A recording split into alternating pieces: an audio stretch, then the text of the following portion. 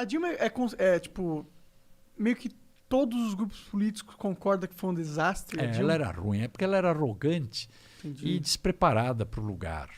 Né? Parecia. Você vê que o Lula, todo mundo acusa ele de tudo, Sim. mas não dá para dizer nem que ele não é inteligente e nem que não era safo, porque sabia fazer Ele não é política. arrogante, o Lula? Se tornou, talvez? Se tornou. Uma pena, né? Porque um cara com a história dele, é uma história bonita, se você parar para pensar. Claro, sim. Da onde saiu, onde chegou, imagina. Lembra, o cara saiu com 80% de aprovação, imagina, da sociedade. Podia estar hoje sendo um herói ainda, né? Pois é, destruiu a história. Pra quê? Eu, longe, nunca fui petista e nunca fui da esquerda, né? Por definição, porque sempre fui industrial, etc. Acho sempre essa coisa de ter liberdade, né? De você fazer, criar, Importante. etc. Não tem que ter muito governo enchendo o saco. Então, isso foi uma vertente que eu percebi de você. Você é bem liberal, seria? Total. O meu mote é tirar a prefeitura do cangote das pessoas. Eu gosto Tem pra que caralho parar. Por exemplo, imagina se você ter em Cidade de Tiradentes, o cabeleireiro, na casa da mulher, ela precisa ter uma licença de funcionamento. Pelo amor, né? Para que precisa isso? Para o governo poder chegar lá assim, opa, não, tá o governo funcionando errado. não, porque tá ilegal. É o fiscal. Chegar lá e tomar uma graninha. Sim, sim. Para que isso? Porque o governo criou um esquema que o fiscal pode ir lá tomar uma graninha. Tem que acabar. Lei de liberdade econômica, qualquer estabelecimento até 40 metros quadrados não precisa de licença de funcionamento. Não tem que ter. Basta o cara ser um MEI. Faz ele ser MEI, e aí ele vai estar regularizado, ele passa a ter acesso a crédito, que hoje, irregular, ele não tem. E ele não consegue regularizar na periferia, porque o solo é irregular. Então não pode ter uma loja. Tem toda uma cascata de merda que o cara não consegue isso aí, sair. A definição é essa. Mas quem é o culpado? É o poder público, que não regularizou lá. É esse, eu acho, não. Tem que ter um certo ordenamento.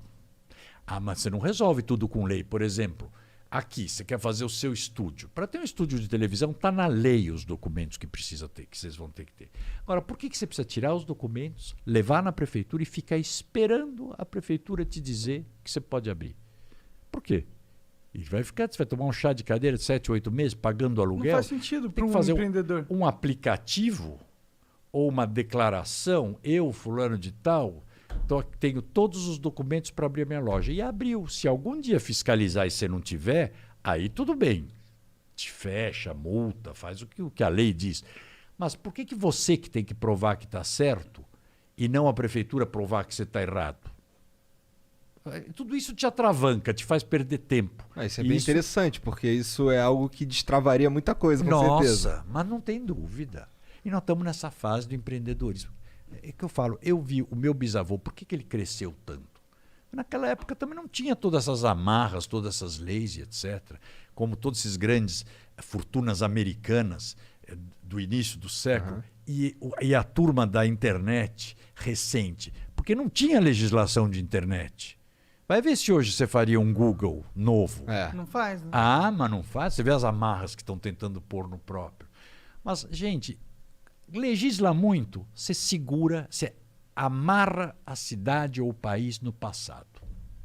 Sim. É que nem ter cobrador de ônibus Tu hoje. acha que esse lance de que a gente devia ter menos gente para fazer leis e mais gente para rever as leis que existem? Não tem dúvida. Eu tentei, quando eu estava na Câmara, eu queria fazer um mutirão para a gente eliminar um monte de leis desnecessárias, mas não consegui, não dava. Eu ia perder tempo, mas precisa. O que te impediu, de verdade? Porque você precisa ter maioria lá. E eu não conseguia. Porque os caras também, cada um tem a sua lei que fez, que aprovou, que acha importante. São cabeças muito diferentes, né? Então... Pega uma água para mim também, quer uma água? Não, tô bem, obrigado. Então, no final das contas, parece que, tipo, conversando aqui com você, parece que, tipo, falta união, então, da galera. Falta uma bandeira, falta um líder, falta líder. Falou tudo. Por quê? Hoje, como é que se vocês acompanham, vocês são muito ligados e conectados, por isso que vocês estão onde vocês estão. Conseguiram fazer o que fizeram. Você olha que o político, o que ele faz hoje? Ele fica fazendo pesquisa e para ver o que as pessoas querem ouvir. E aí sai falando o que as pessoas querem ouvir. Política do marqueteiro. João Santana, o ícone disso. Isso, o líder. Então, o que acontece? Você tem a política a serviço do marketing e não o contrário. Hoje, então, por exemplo, eu sempre costumo dar o exemplo de Churchill, que foi o grande estadista do século XX. E ele era um político meio... não era considerado nada especial. Mas quando os nazistas estavam avançando em cima da Inglaterra, ele achou que tinha que frear os nazistas. A Inglaterra tinha que enfrentar com a guerra, entrar na guerra. Pô, se ele fosse fazer uma pesquisa, se ele fosse brasileiro, não ia virar o Churchill, porque ele ia fazer uma pesquisa e iam dizer, claro que não vamos para a guerra, ele não ia para a guerra, ele ia ter ganho a eleição seguinte, porque a história do Churchill foi essa. Ele tinha convicção que tinha que ir para a guerra. Então ele decidiu o seguinte, eu vou convencer o povo que nós temos que defender desses nazistas, senão nós vamos começar a ter que falar alemão. Foi para a guerra. Ele perdeu a eleição seguinte, mas entrou para a história como o maior estadista do século XX, foi quem derrotou a Alemanha. Então, o político, ele tem que ter o líder tem que ter convicção, senão ele é liderado. Hoje, o político brasileiro ele vai atrás da sociedade. A sociedade sabe o que quer, mas também quer muita coisa que não sabe. Será que a sociedade votou no Bolsonaro achando que ele tinha justamente isso, essa convicção? Acho. Mostrou convicção. A gente pode até não concordar com um monte de coisa, mas ele mostrava convicção. Quando eu estava na prefeitura, me xingavam muito de tudo, porque diziam que eu tinha convicções. O negócio da Cracolândia, por exemplo, eu achava um absurdo deixar aquele troço lá. Um bairro refém do tráfico. E as pessoas morrendo.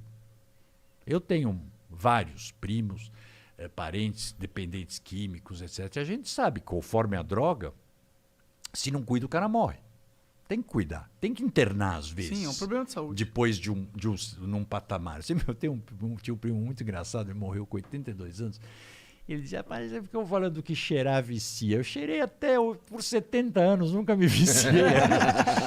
Mas pô, ele cheirou e viveu até os 80 e pouco? Até 82. Mas por quê? Porque ele tinha aquela coisa do se divertir. Era uma diversão para ele, vamos dizer assim. Não estou nem dizendo que sou a favor, mas era diversão. Não fazia mal a ninguém e nem para ele. Tanto foi até... Mas a gente sabe que tem pessoas que vício, tanto na bebida, no cigarro, no álcool, no pó, mata. Então eu combatia aquilo duramente e dizia que não, tem casos que tem que internar. Aí, que eu era de direita, radical. Eu falei, não sou radical, eu só não acho que as pessoas têm que morrer. Não pode deixar morrer lá eu acho que se a pessoa está inconsciente na rua, você não consegue mais cuida, decidir. E você vê que hoje, a grande maioria lá, quem pede para internar? A própria pessoa. Muitos, mas muitos. Porque percebe, quando está lúcido, está vendo a situação que ela está. As famílias pedem muito, porque ficam desesperadas sem saber. Em pouquíssimos casos de internação compulsória, que agora a lei permite, né? Com protocolo bem feito e tal. Mas eu tinha essas posições, então, por exemplo, lá eu me lembro, eu tinha o negócio de lacrar, que o termo lacrar é diferente da lacração de internet. Mas, por exemplo, o hotel não tinha licença de funcionamento, o tráfego usava. Então mandei, não tem licença, está ilegal, fecha, lacra. Lacra, põe o papel lá, lacrado, não pode abrir. O que fazia? Meia hora depois estava aberto de novo. Manda lacrar outra vez. Abriu, lacra outra vez. Bom, na quarta vez eu falei, faz o seguinte... empareda as portas com tijolo e cimento. Foi um editorial de um dos jornais, que era uma coisa autoritária. Eu falei, por que autoritário? Lacrar é para não entrar. Ninguém está me dizendo que eu tenho que lacrar com papel, é só para não entrar. Então, o que eu via? Eu comecei a receber, na época, e-mails dizendo o seguinte, de gente do PT, olha, detesto tudo que você fala, mas pelo menos você tem posição. E as pessoas querem que tenha posição. Tem que ter posição na vida. Tem que acreditar, caralho, no que ele tá fazendo. Porra, convicção. Ninguém vota por uma página em branco.